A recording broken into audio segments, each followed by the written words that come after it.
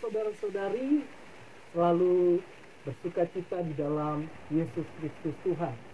Apapun bisa terjadi atau bisa tergoncang, tetapi satu hal, iman, keyakinan kita harus tetap melekat kepada Allah yang esa. Hati kita harus melekat kepada Dia. Saat ini saya juga mau membagikan atau memberkati lewat kebenaran firman Tuhan. Dan jangan lupa sebelumnya saya mohon bantu dukung channel ini dengan like, komen, dan subscribe, dan juga share ke banyak orang supaya orang lain juga merasakan kasih Tuhan secara nyata, secara pribadi. Dan tema saya membahas tentang iblis hanya taruh pikiran negatif terhadap manusia, tetapi Tuhan Yesus taruh pikiran yang menyelamatkan kita. Amin. Nah saudara, sebelum kita mendengarkan firman Tuhan, kita awali di dalam doa. Haleluya. Kami bersyukur kepadamu dan kami datang kepada Tuhan Yesus. Mohon pengurapan, ilham.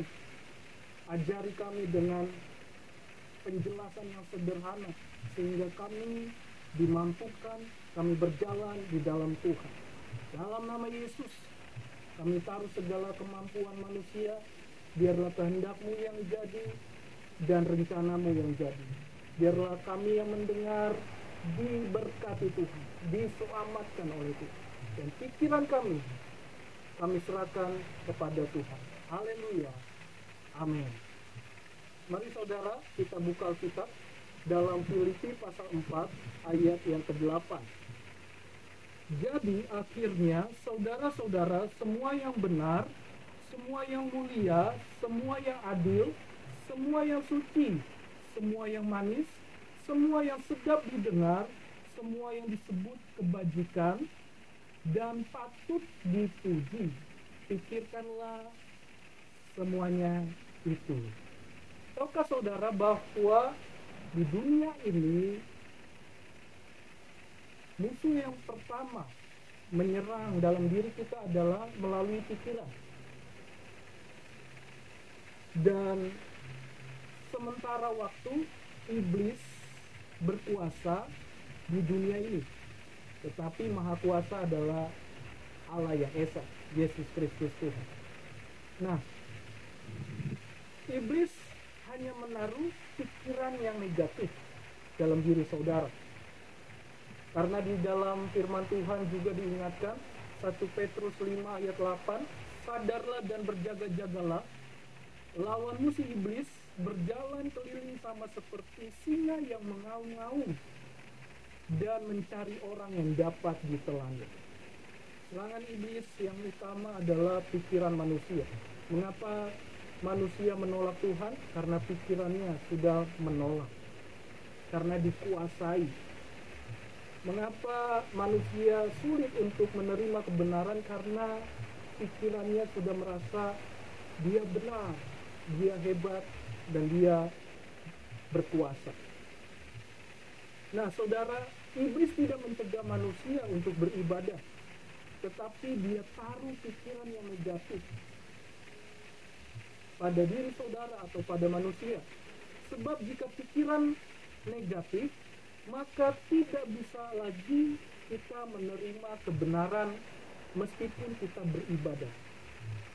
Ingat, iblis tidak larang saudara rajin beribadah, tetapi itu bukanlah faktor yang menentukan saudara sudah kebal, bebas dari serangan setan atau serangan iblis atau roh jahat. Yang paling penting adalah biarlah iman dan hidup kita, hati kita melekat kepadanya. Saya mau memberikan beberapa hal, tanda-tanda hidup saudara dalam pikiran yang negatif atau yang diserang oleh setan, diserang oleh roh jahat, atau dikuasai oleh iblis. Hal yang pertama adalah malas. Contoh kecil, saudara malas untuk membersihkan diri atau mandi. Itu contoh. Ya, kita dibuat malas. Nah, kita harus bangkitkan lagi semangat, gairah. Karena Tuhan bilang, pikirkanlah yang manis, yang sedap didengar, yang patut dipuji, yang indah, yang mulia. Pikirkanlah. Tuhan mau menaruh pikiran atas setiap pribadi kita yang membuka hati, yang percaya kepadanya. Amin. Hal yang kedua adalah memiliki gairah hidup. Benar saudara, setiap manusia ada tantangan, ada persoalan. Tetapi jangan sampai matikan gairah hidup saudara. Saudara yang sudah menikah, tetap bergairah. Saudara yang sudah berkeluarga, yang bekerja, tetap bergairah, excited, sekalipun hasilnya tidak memuaskan. Karena iblis menyerang saudara untuk tidak bergairah lagi, tidak ada lagi pengharapan. Nah, ini tanda-tanda hidup yang dikuasai oleh setan atau iblis. Yang ketiga, dia malas beribadah. Sekali lagi, memang iblis tidak anti atau tidak melarang saudara untuk beribadah. Tetapi sewaktu-waktu saudara akan menjadi malas. Sehingga apa? Iblis bilang, udah percuma, untuk apa beribadah ke gereja dan lain-lain, doa dan lain-lain.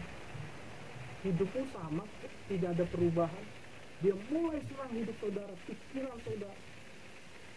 Yang keempat, sering tidak nyambung saat ngobrol. Kenapa? Karena dia pikirannya tidak fokus kemana-mana. Pikirannya hanya tertekan, ketakutan. Yang kelima, suka marah-marah yang tidak jelas.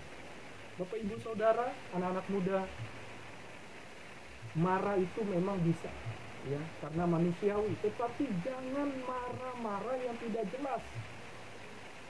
Akhirnya apa?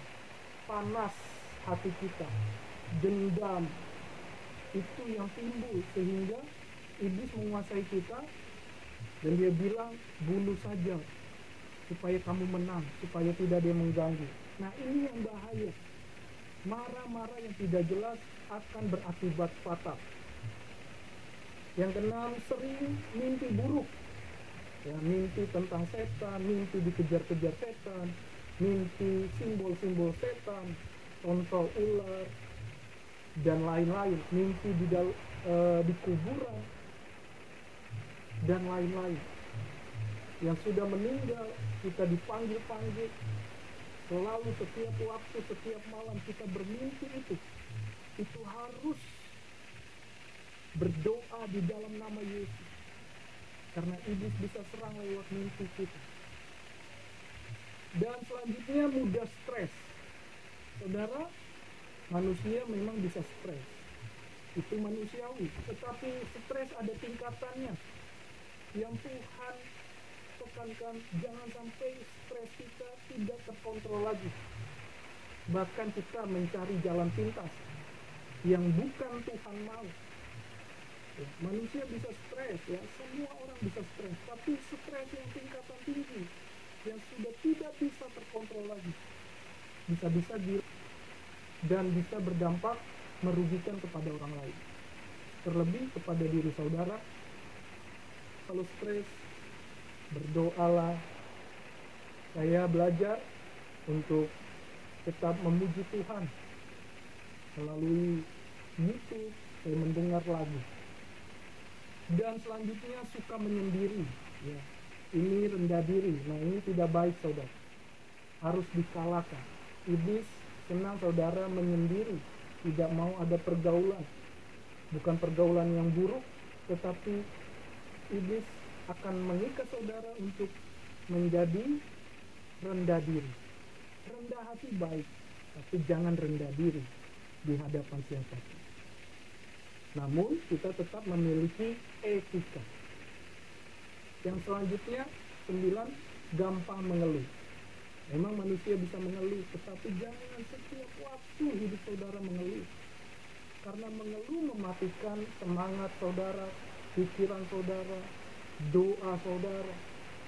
Mengeluh bisa, tetapi jangan terus-menerus setiap waktu engkau mengeluh. Karena Tuhan mengasihi saudara. Tadi kita sudah baca satu ayat. diingatkan dalam Filipi pasal 4 ayat 8. Jadi akhirnya saudara-saudara, semua yang benar, semua yang mulia, semua yang adil, semua yang suci, semua yang manis, semua yang sedap didengar, semua yang disebut kebajikan dan patut dipuji, pikirkanlah semuanya itu. Saya tutup dengan kalimat ini. Ingatlah, Tuhan punya cara yang tak terpikirkan oleh kita. Dia punya jalan yang tak terpahami oleh akal kita. Tapi yakinlah, semua indah pada waktu. Jangan iri hati dengan orang lain. Sekalipun saudara sudah melayani, Tuhan pasti menyertai, Tuhan pasti mengasihi saudara. Sekalipun keadaan saudara belum terlihat, belum ada jawaban, sabar, tenang.